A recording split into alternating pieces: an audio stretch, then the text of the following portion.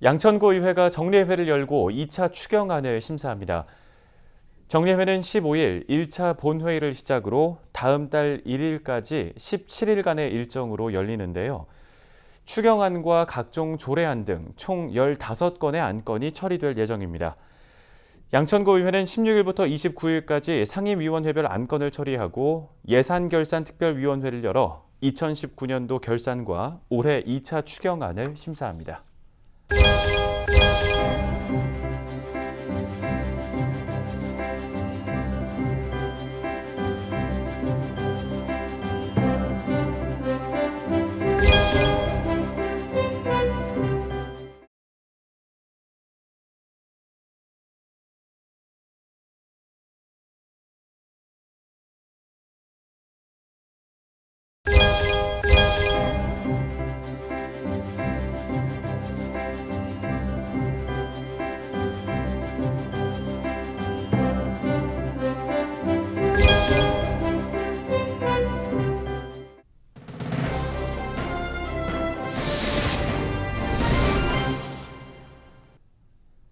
얼마 전 항공기 소음 피해 지역 주민들과의 소통 없이 김포공항 국제선이 일방적으로 증편됐다는 소식 전해드렸죠.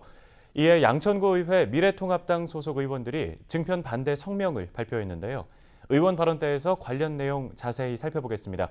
조진호 양천구 의원 전화로 만나봅니다. 의원님 안녕하세요. 네, 안녕하세요. 반갑습니다. 네, 김포공항 국제선 증편 반대 성명 발표하셨는데 어떤 내용입니까?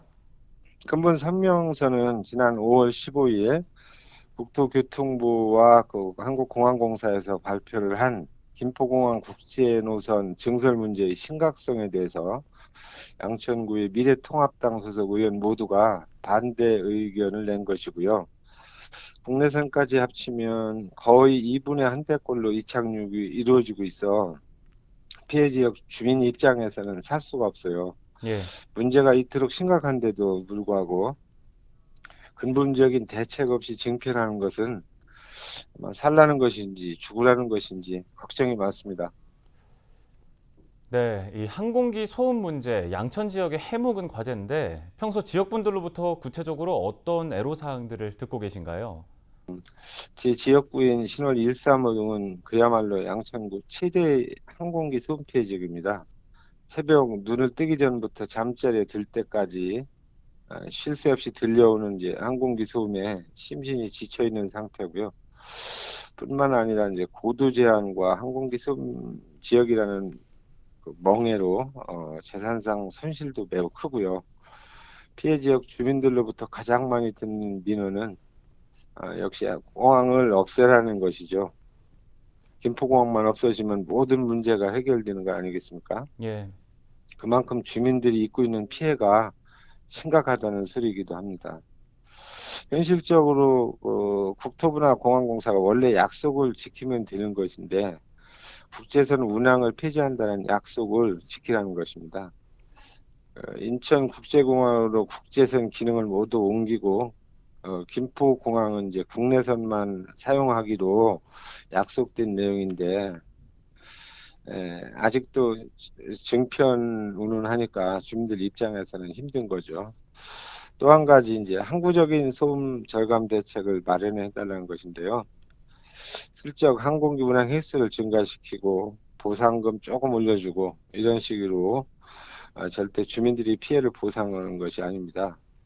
공항 활주를 늘려서 고도를 조금 높이면 공항 인근 주변에 미치는 항공기 소음이 이제 훨씬 줄어들 것이라는 연구 결과가 있어요. 이런 식으로 정부가 좀 더 소음을 줄이겠다는 의지를 가지고 항구적인 대책 마련을 해달라는 요구가 제일 많습니다.